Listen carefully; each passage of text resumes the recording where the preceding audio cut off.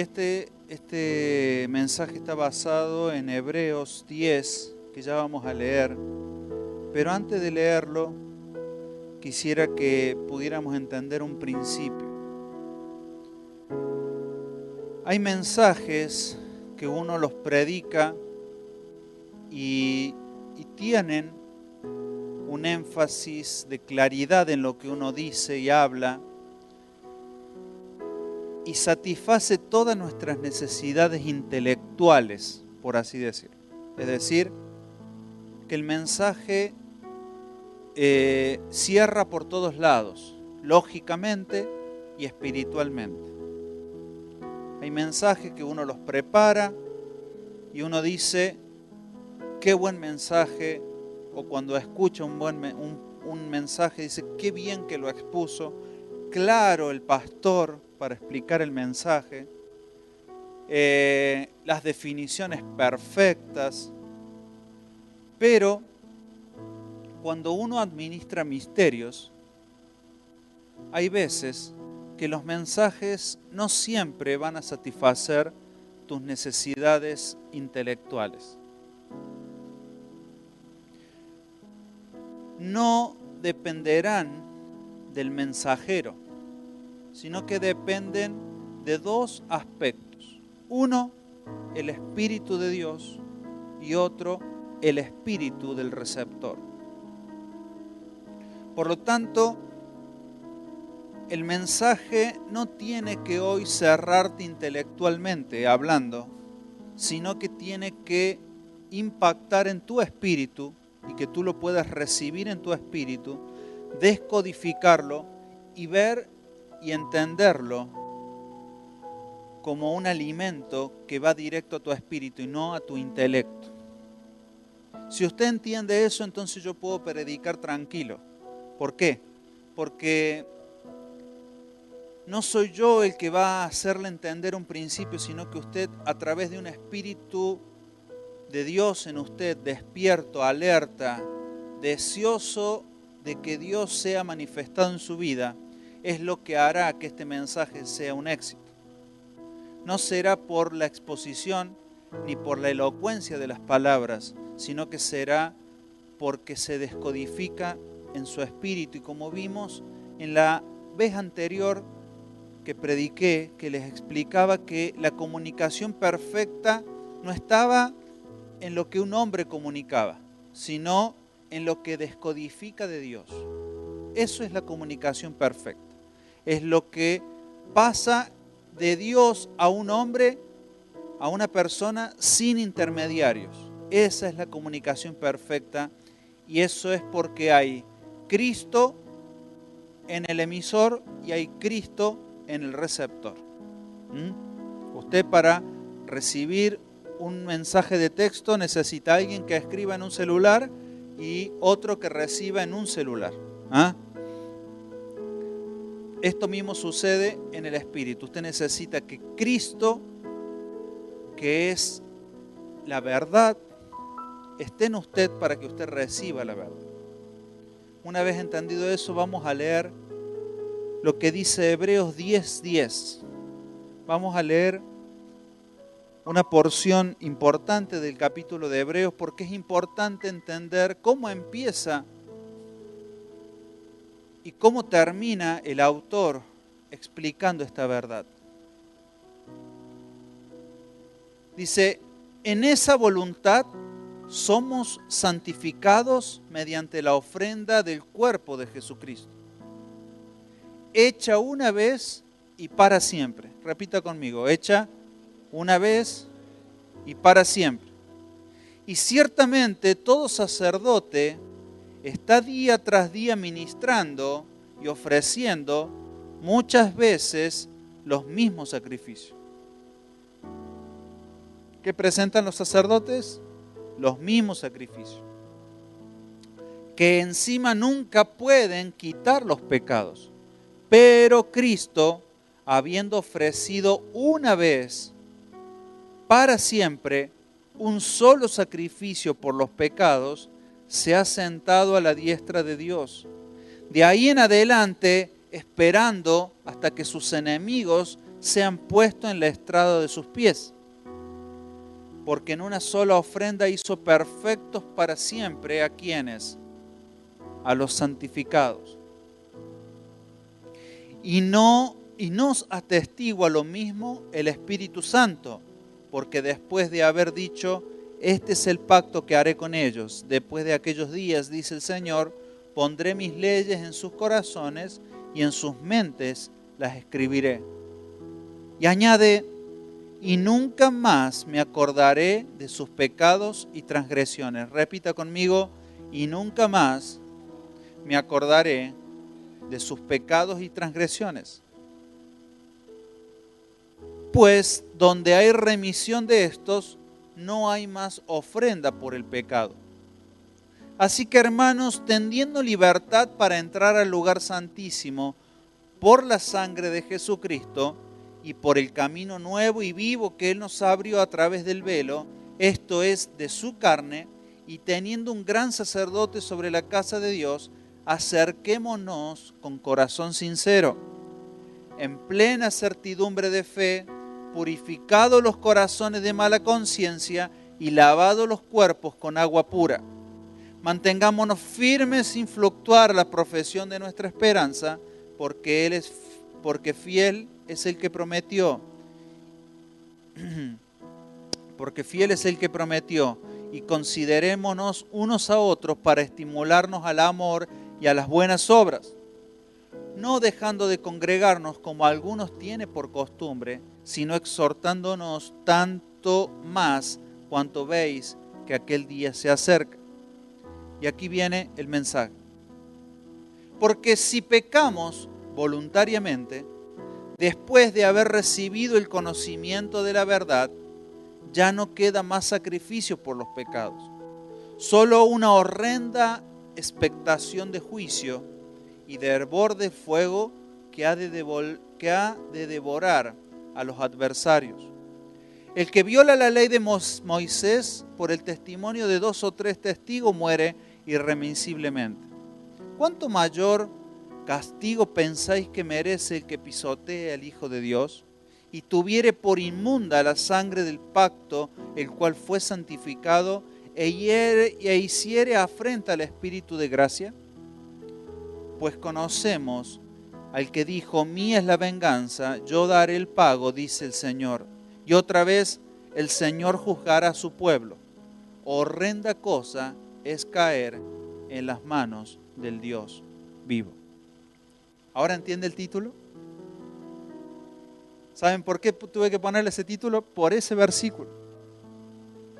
Porque dice, horrenda cosa es caer en las manos del Dios vivo. ¿Cuántas veces hemos dicho que esta frase, ¿no? Las manos de Dios es el mejor lugar donde podemos estar.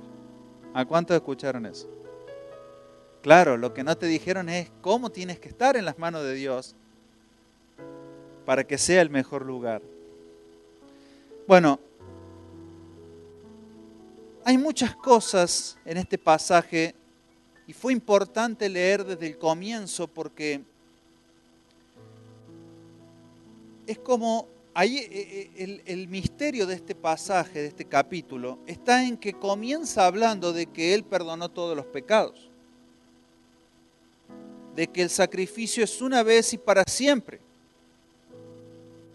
Pero ¿cómo un pasaje como el más hermoso de la Biblia, podría decir yo, que te diga que Dios perdonó todos tus pecados, puede terminar, horrenda cosa es caer en las manos del Dios vivo? Es un misterio al que debemos resolver, y no se va a resolver con un mensaje, se va a resolver en tu espíritu. Cuando logres entender cuál es la diferencia de lo que Dios hizo en la cruz y lo que nosotros hacemos cada día.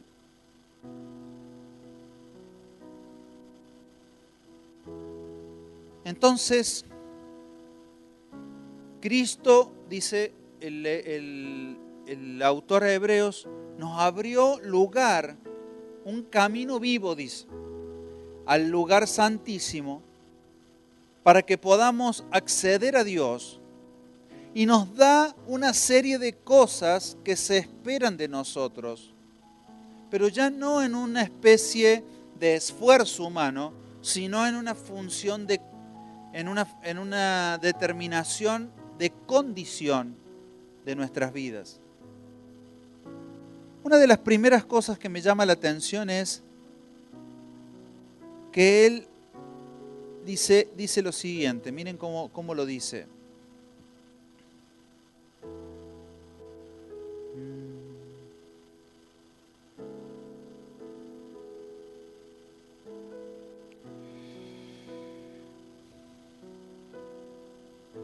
No lo voy a encontrar ahora. Dice, porque una sola ofrenda hizo perfectos para siempre a los santificados. Yo le hago una pregunta. ¿Qué necesita una persona santificada para ser perfecta? ¿Por qué dice a los santificados? ¿No era a los perdidos?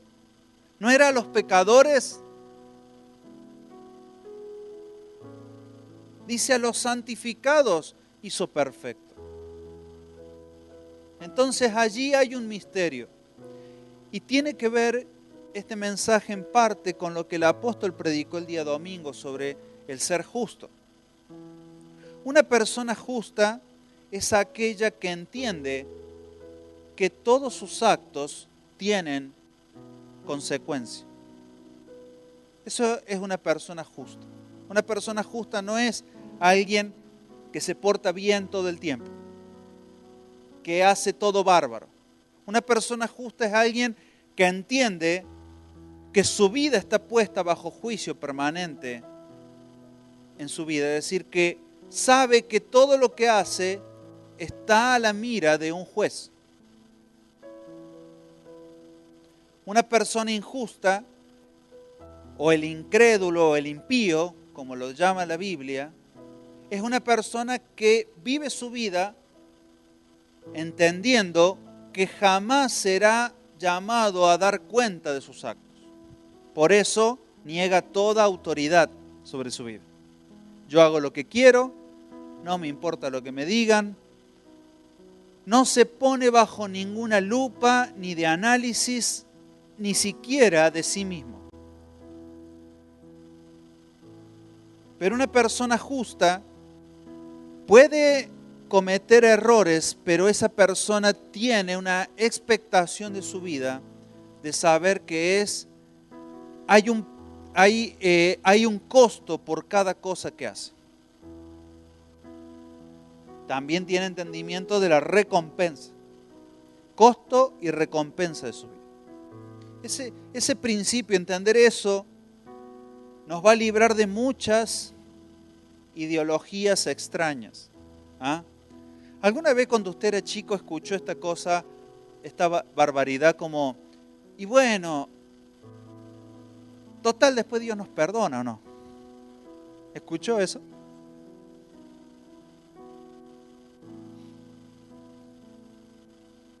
Ese tipo de pensamiento está basado en una mentalidad religiosa donde lo ven a Dios como un Dios viejito, lleno de una barba larga y cansado. ¿Ah? ¿Usted se imagina a Dios así? ¿Viejito y cansado? Pero hay muchas actitudes que nosotros tenemos que lo hacemos con esa perspectiva. Como que Dios ya, y bueno, ya que hagan, total, como que ya está cansado. Y no es así. Dios está más vivo, vibrante que nunca. Tiene toda la fuerza y la ímpetu vital que pueda tener un joven. Alguien que está expectante de lo que va a pasar. Entonces, una persona justa es aquella que sabe que sus actos tienen consecuencias. Ahora, cuando en el Antiguo Testamento las personas justas eran juzgadas justamente por esto, por su temor a Dios. El temor a Dios es el entendimiento de que Dios es el que juzga mis actos. Por lo tanto, si Dios es el que juzga mis actos, entonces mi vida y mi comportamiento están dictaminados por la ley de Dios.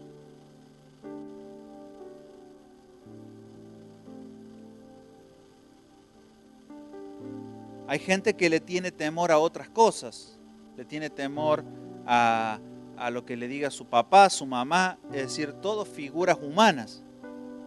Pero las figuras humanas solo generan en uno la expectación de cuando me ven. Cuando ya no me ven, cuando estoy lejos, cuando ya no tengo la mirada de las personas a las que yo temo, su mirada puesta en nosotros, entonces se pierde la sensación de estar siendo juzgado por eso y por lo tanto el comportamiento cambia. Pero la expectación de la mirada de Dios sobre nuestra vida y que eso nos genere temor, eso es lo que hace a un hombre justo. No lo hace solo su comportamiento, como ya vamos a ver algunas características. Entonces, esos santificados, es decir, una ofrenda hizo perfecto para siempre a los santificados, se refiere a las personas que entienden que Dios, es decir, por eso cuando nosotros nos acercamos a Dios y le decimos yo quiero la salvación esa que se cumplió hace 2000 años, la quiero porque hago un entendimiento de que Dios es quien me juzga. Y por ese acto somos santificados. Pero somos perfectos por Cristo. Es decir, usted hace un doble acto cuando se acerca a la salvación. Un acto de santificación al dictaminarse bajo la ley de Dios. En función del temor de Dios. Y luego que hace ese entendimiento, se pone bajo la gracia de la sangre de Cristo. Entonces, por eso es que, aún habiendo hoy sacrificio de Cristo sobre los pecados, muchos no acceden a esa salvación. ¿Por qué? Porque no hacen el paso de santificación. Es decir, entender, yo me pongo bajo la jurisdicción de Dios. La salvación necesita que tú te pongas bajo la jurisdicción del juicio de Dios. Y cuando tú te pones bajo la jurisdicción del juzgado divino, entonces allí Cristo dice, yo soy el abogado de esa persona. Toda deuda fue pagada. Pero hay un acto de santificación. Y ese acto de santificación tiene algunas evidencias en nosotros. ¿Qué pasa cuando nosotros decimos una frase como la que les dije que he escuchado cuando éramos chicos? Al momento en que tú te dices una cosa como esa, estás saliéndote literalmente de la jurisdicción de Dios. Y a eso es lo que le llama el autor de Hebreos pisotear la sangre. Pisotear la sangre es, habiéndome puesto bajo la jurisdicción de Dios, deliberadamente salirme de allí. Perder todo temor a Dios. Perder toda capacidad de que Dios hable y exhorte tu vida. Porque ya vamos a ver las palabras que usa el autor de Hebreos. Entonces, primero hay santificación y luego está la perfección en Cristo. Por eso nos hizo perfectos. Por eso el sacrificio en la cruz fue uno y para siempre, porque hay una cuestión de jurisdicción de la salvación.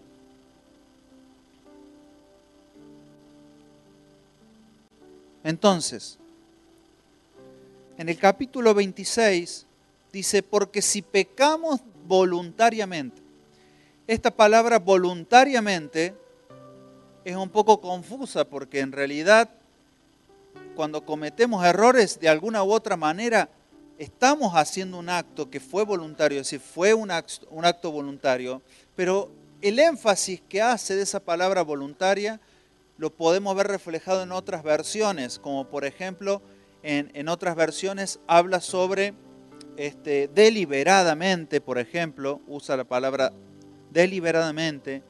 Otra versión utiliza la palabra intencionalmente y otra versión habla de obstinadamente. Eso nos da a entender de que hay un acto repetitivo y donde a pesar de haber sido expuesto a la santificación, no nos interesa entenderla. No nos interesa el proceso de la santificación. No nos interesa ser juzgados por Dios. Perdemos. Pecar voluntariamente allí significa pierdo todo temor a Dios. Entonces, eso significa entonces que si pecamos sin temor a Dios, entonces, ¿cómo dice el pasaje? Hoy estoy con la compu, no me gusta mucho porque me gusta más la tablet. Entonces, dice, porque si pecamos sin temor a Dios, después de haber recibido el conocimiento de la verdad, ya no queda más sacrificio por los pecados.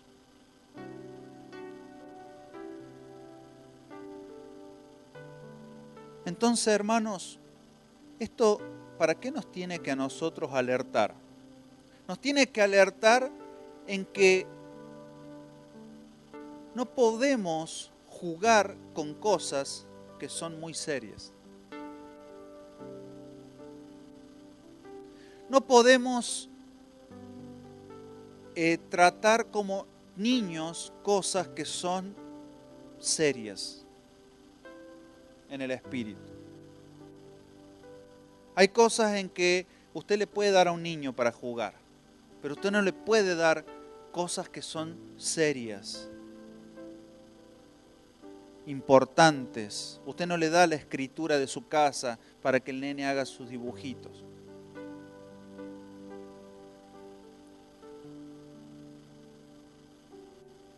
Usted no le da papeles importantes, asuntos importantes para que los niños jueguen.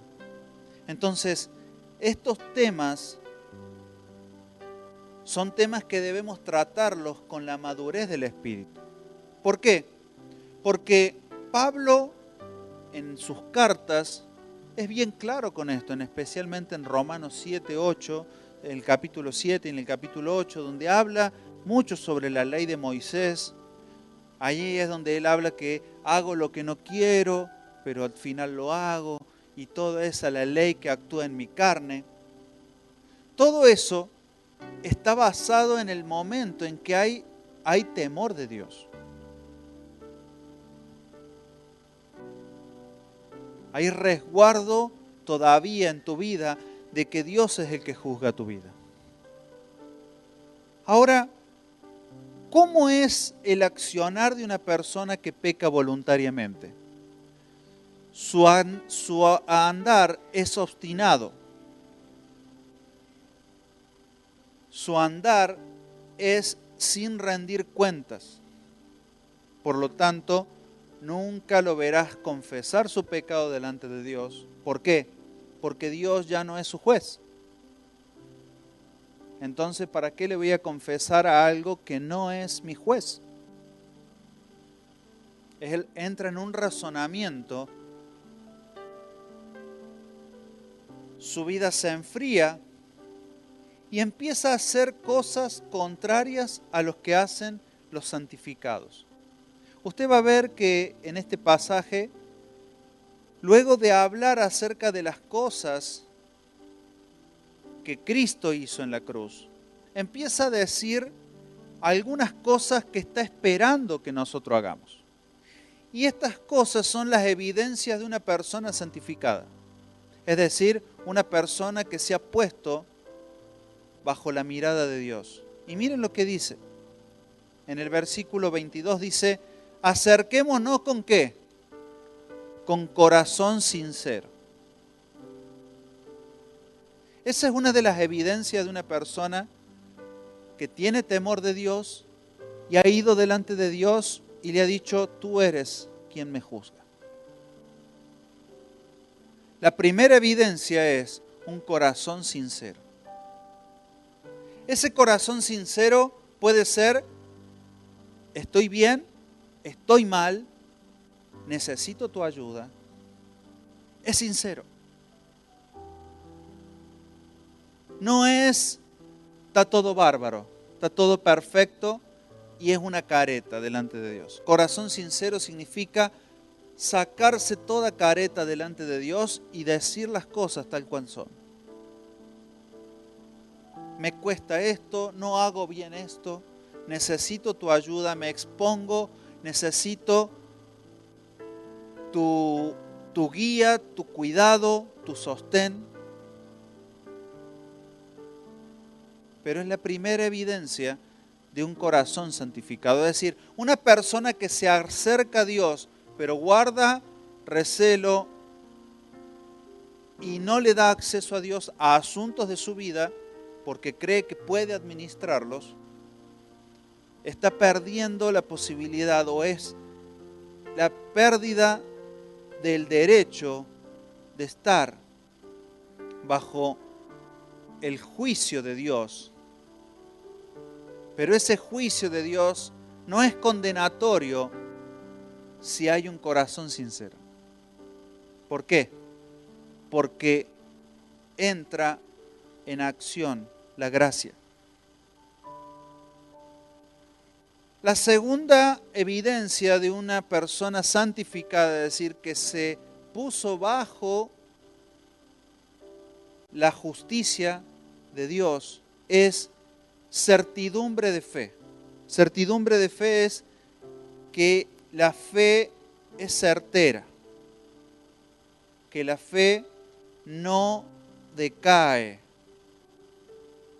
que la fe es sincera, que hay una expectativa de que en Dios están todas las cosas que yo necesito.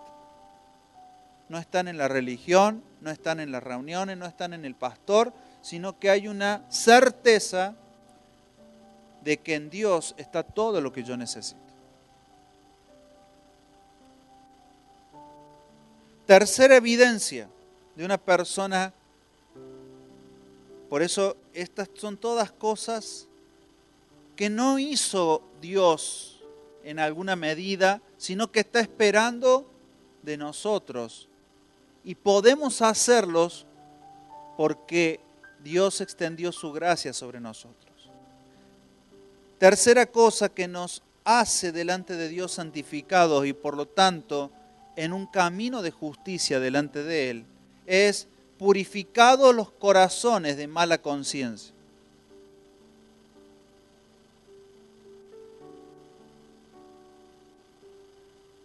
Como ustedes ven, estas cosas no son cosas acabadas, sino que son cosas que son llevadas al trono de Dios. Un corazón sincero es alguien que lleva su corazón delante de Dios. Certeza de fe es, siempre digo que la fe no es un elemento que tengan los hombres, sino que es un don de Dios. Por lo tanto, tener fe viene de Dios. Entonces, ir a Dios y obtener la fe de Él, porque Él es el que llena nuestra esperanza. Purificados los corazones de mala conciencia y lavados los cuerpos con agua pura. Allí habla de entregar todo nuestro ser, nuestra alma y nuestro cuerpo en dependencia de Dios. Luego, mantengamos firme sin fluctuar la profesión de nuestra esperanza. Es decir, hay una necesidad de que haya firmeza en nuestra esperanza, en lo que esperamos y expectamos de Dios, porque Dios es fiel, porque fiel es el que prometió. Es decir, nuestra esperanza, ¿en dónde está basada? En lo que Dios prometió.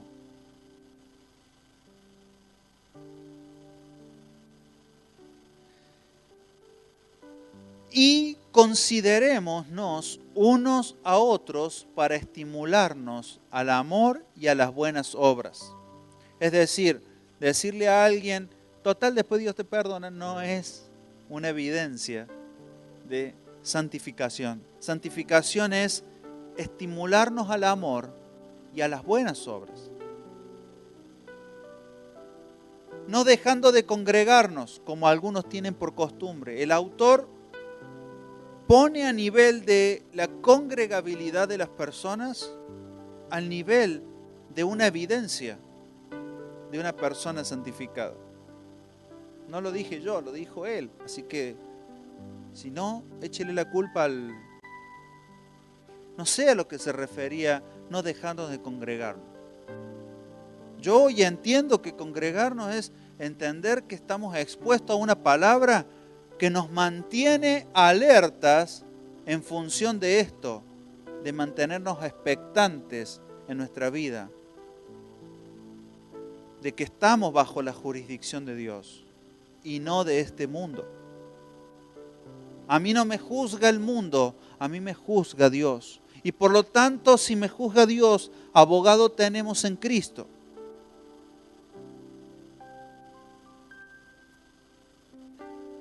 Es como alguien que dijo, el juez, mi abogado es el hijo del juez. Está todo arreglado entre familia. Pero es así, en el Espíritu es así. ¿Por qué el congregarnos da una evidencia? El congregarnos da una evidencia porque marca que no estoy, que no me autovalgo por mí mismo. Que si Dios ha encerrado un misterio en la congregación de los santos, entonces yo dependo de eso, por causa de ponerme bajo la jurisdicción de Dios. No lo entiendo mucho, pero es la jurisdicción de Dios, allí estoy. La jurisdicción de estar juntos, de exhortarnos unos a otros, de impulsarnos. ¿Por qué? Porque cuando pierdes la perspectiva de que tu vida es en función de otros, la salvación deja de tener sentido para ti. Me ha tocado como pastor, como persona, como lo que sea que se les ocurra que puedo ser, ver situaciones de personas en donde sus argumentos de vida son, mire pastor, y bueno, usted sabe cómo es hoy en día las cosas. ¿Vieron? Los jóvenes no se casan y se van a vivir juntos. ¿Y qué quiere, pastor? ¿Para qué se van a casar si a los 2 años se están divorciando? Entonces, esa idea es porque no están pensando en el otro. No están pensando en que la salvación no es para mí.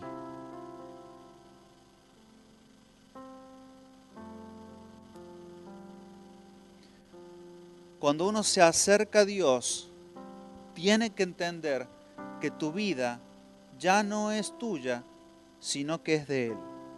Y por lo tanto, Dios siempre estará depositándote en otro lugar, en otra persona, mirando hacia otros, nunca hacia ti mismo.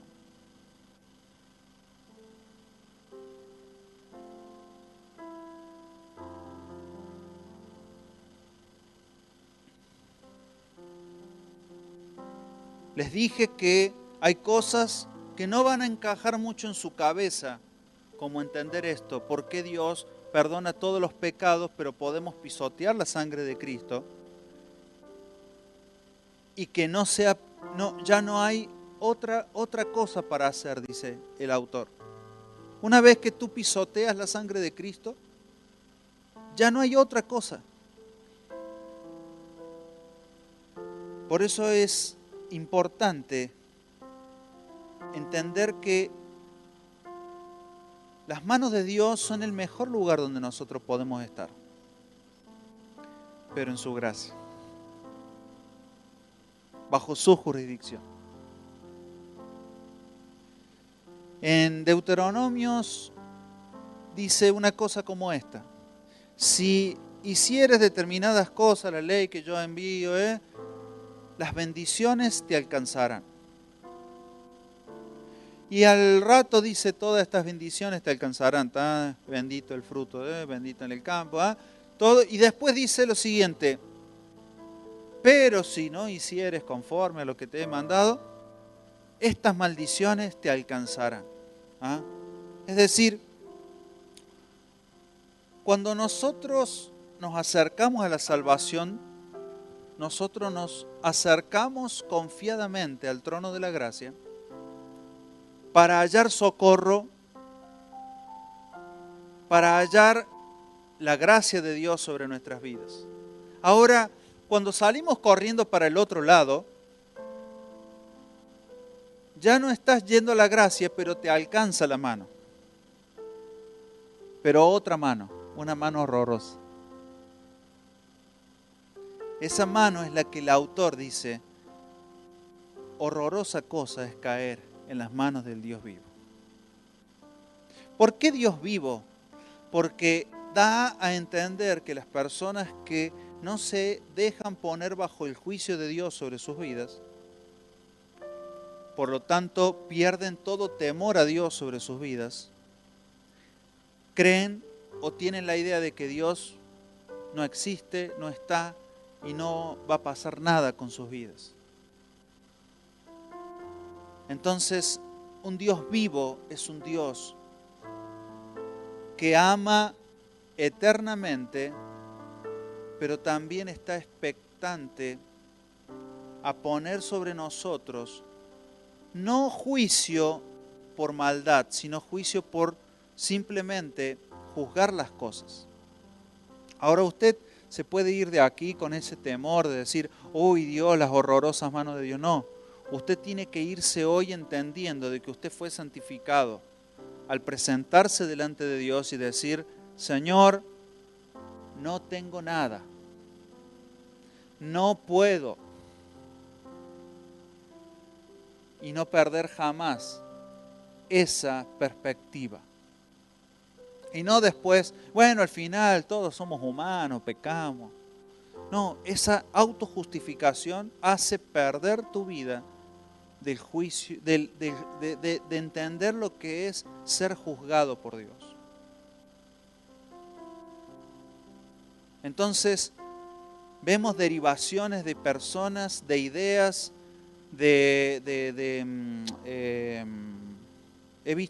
he oído cosas estrafalarias acerca de la gracia de Dios, ¿no?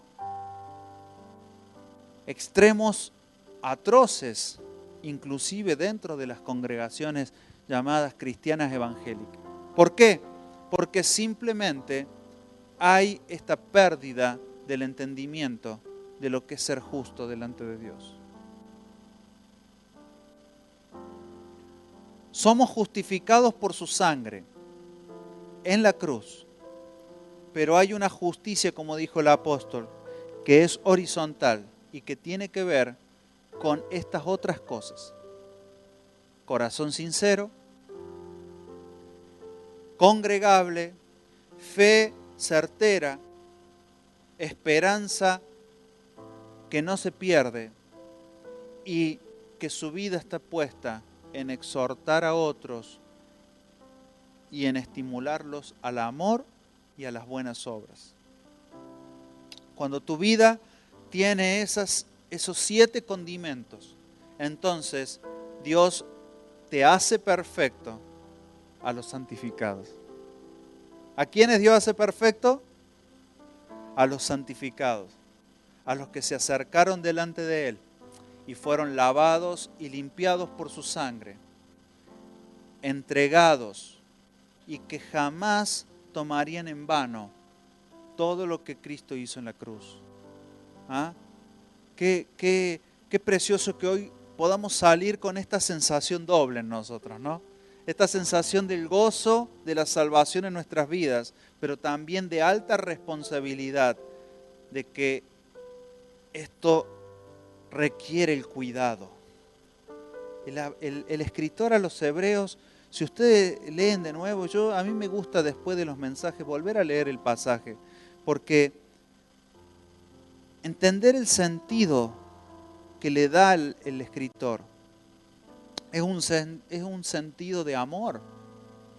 Aunque termine diciendo algo horroroso, esa palabra la verdad que es llamativa, ¿no? Porque, sin embargo, cuando hoy puse en la concordancia la palabra horrorosa, la dice muchas veces la Biblia. Varias veces, no la dice una sola vez. A mí me llamó la atención porque la leí, pero en realidad está en varias oportunidades en la Biblia. Pero una de ellas es en este pasaje y lo menciona 2 veces. ¿Ah?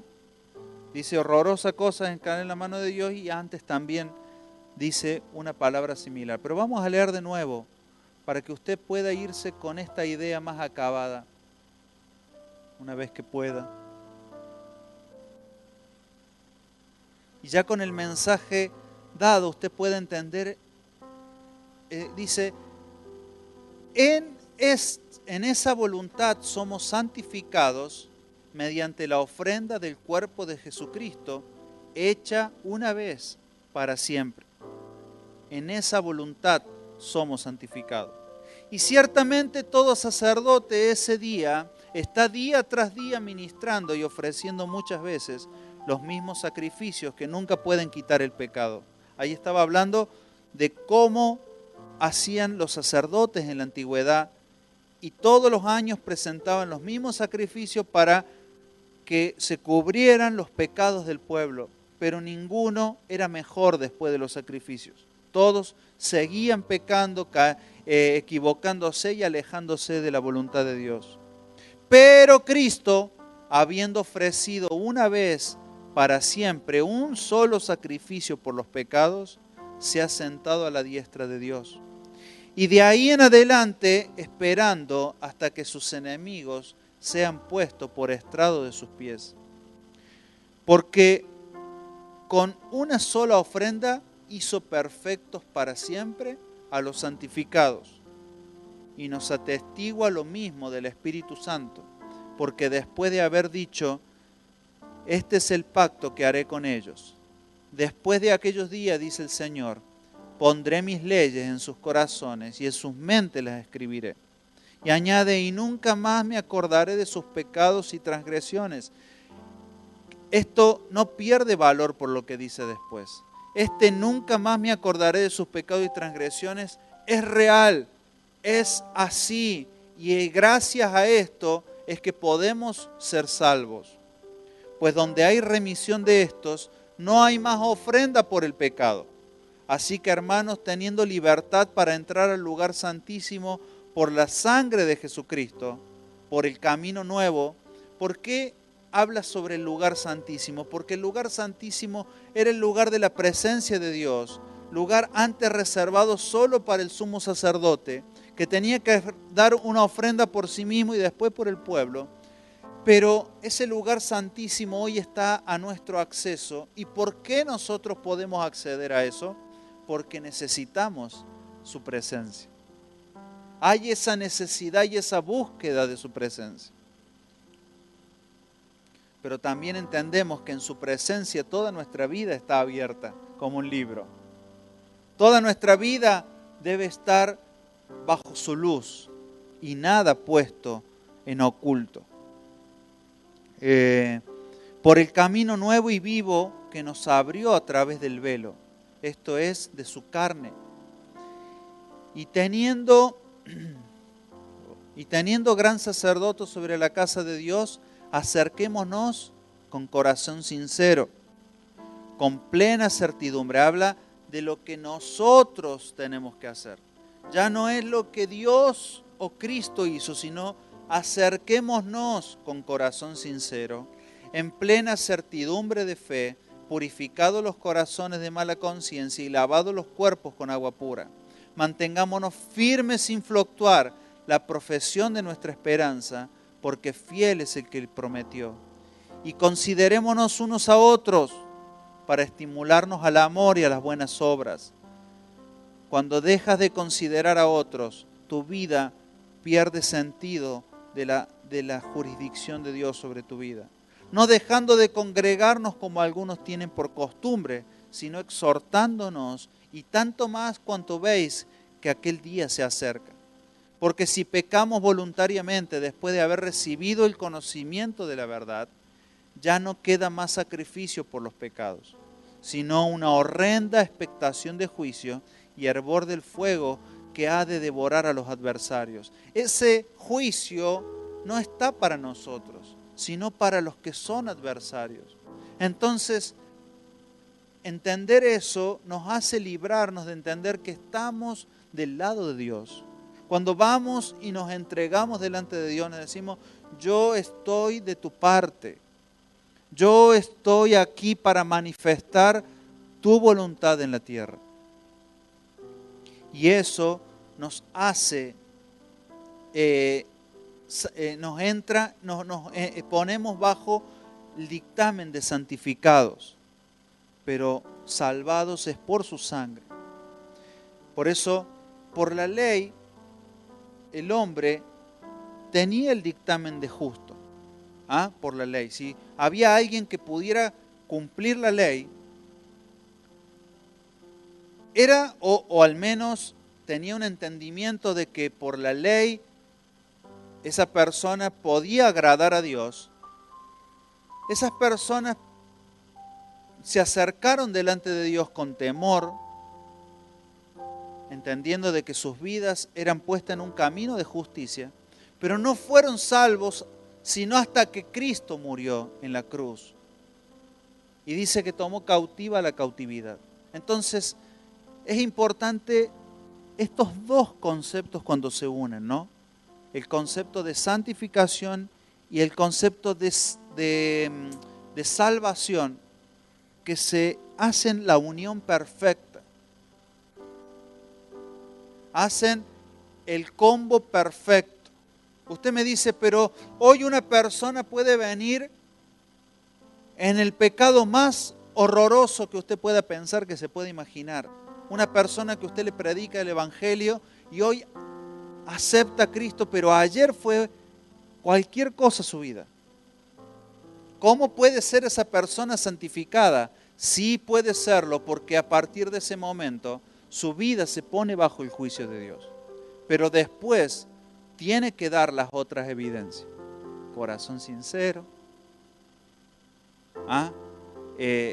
certidumbre de fe, mantener firme la esperanza y todas las otras cosas que les expliqué. Entonces, dice, el que viola la ley de Moisés por el testimonio de 2 o 3 testigos muere irremisiblemente. ¿Cuánto mayor castigo pensáis que merecerá el que pisotea al Hijo de Dios y tuviere por inmunda la sangre del pacto al que fue santificado e hiciere afrenta al Espíritu de gracia? Hay una conversión absoluta a una oposición directa de lo que Dios es. Pues conocemos al que dijo, mía es la venganza, yo daré el pago, dice el Señor, y otra vez el Señor juzgará a su pueblo. Cierre sus ojos un momento, y si usted ha tomado algunas notas, úselas en este momento, recuerde 2 o 3 principios y pídale al Señor allí donde usted está.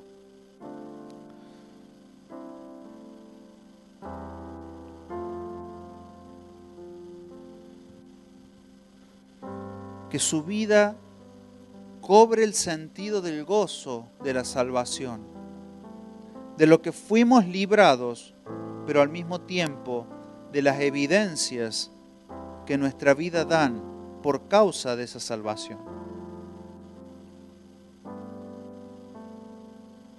Esa evidencia es la evidencia de que tú le has permitido a Cristo permearse en tu vida. Por lo tanto, todo lo oculto sale a luz en su presencia. Toda incredulidad es transformada en fe. Toda desesperanza es transformada en esperanza. Ya tu vida no es para ti, sino que tú estás considerando a otros en el Señor. Y entiendes que estar con tus hermanos hace que todo lo anterior se potencie, te mantengan alerta. Ahora empieza a congregarte con personas que no teman a Dios, que sus vidas sean una lotería en función de las decisiones que toman. Entonces eso te permeará. Pero si tú te permeas de personas, te rodeas, te dejas exhortar por otros, entonces entras en el temor de Dios, de cuidar tu vida, de estar bajo su cuidado, su sostén.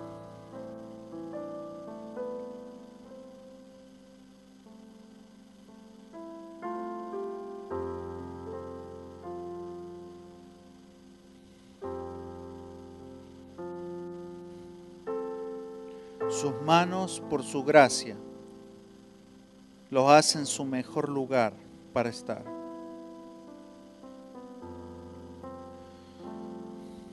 Señor, es por tu gracia.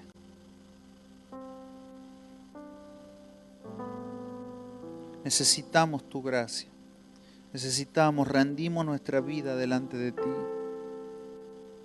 Señor, y como tú eres juez justo, nos ponemos bajo tu justicia. Pero tú ya no nos ves como juez, sino como Padre. Y allí somos aceptos delante de ti. Señor, y te entregamos como ofrenda las evidencias de personas que en sus vidas han permeado a Cristo. Han dejado que Cristo permee, gobierne, abrace, sostenga.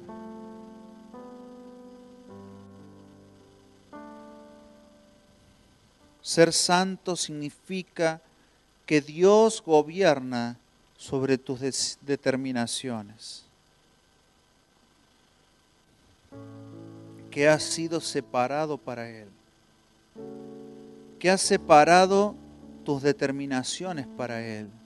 Cuando todo el mundo te dice qué debes hacer, tú vas a su presencia y le dices: Señor, estoy separado para ti. Cuando todos te dicen: no, porque tienes que hacer esto o aquello, tú vas a la presencia del Señor y tú le dices: yo me he separado para ti. Ya no hago lo que yo quiero, sino lo que tú determinas en mi vida. Entonces allí es donde el amor puro gobierna. Allí es donde el corazón sincero se potencia, donde entregamos nuestra vida y somos útiles para que Dios nos use para tantas cosas, para expresar su nombre, para expresarlo a Él. Gracias, Señor, te honramos. Así en oración, si usted ha traído su ofrenda, ha dispuesto algo en su corazón, tráigalo ahora.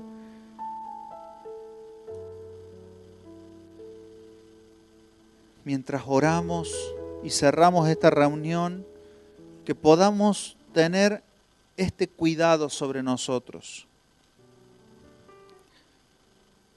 de que Dios es quien nos juzga. No permitas que el sistema de este mundo te saque de ese foco, te saque del foco de que todo está bien, de que nadie va a pedirte cuenta de nada. No. Usted tiene que ir delante del Señor.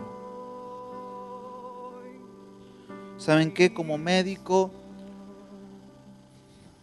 entre muchas de las cosas que he aprendido en mi profesión, es entender que cuando uno hace algo, un acto médico, todo acto médico puede ser revisado por un juez. Todo acto médico. Aunque haya estado bien, la persona haya salido bien. No sé si se entiende. Haya estado, la persona se haya curado con lo que le diste. Ese acto puede ser revisado o juzgado. ¿Ah? Porque todo acto profesional no se mide por el resultado, sino por el procedimiento. Entonces, una de las primeras cosas que me enseñaron algunos profesores es: hacé todo, escribí la historia clínica como si estuvieras delante de un juez que te está preguntando por qué hiciste esto y por qué no hiciste esto. Entonces, yo delante de una hoja no tengo a un juez adelante mío, pero sí lo tengo acá, que me está preguntando: ¿por qué no le indicaste el antibiótico? Por esto, por esto, por esto. ¿Por qué sí se lo indicaste? Por esto, por esto y por esto. Le puede gustar o no a un enfermero, a un fisioterapeuta o no mis decisiones, pero a mí lo que me determina es lo que yo estoy entendiendo de que es lo mejor para esa persona. Entonces, usted tiene que vivir su vida en la paz de entender que Dios está, su mirada de Dios, la mirada de Dios está puesta sobre su vida, pero no para juzgarlo, sino para que usted pueda tener la oportunidad de dar las evidencias de que ha sido permeado por la salvación de Dios. Y no que entendiendo la salvación de Dios sobre su vida, usted hace lo que se le ocurre. Allí está el problema. Que aún entendiendo la salvación, nuestras vidas no se condicen con ella. Y a eso está dirigido este mensaje.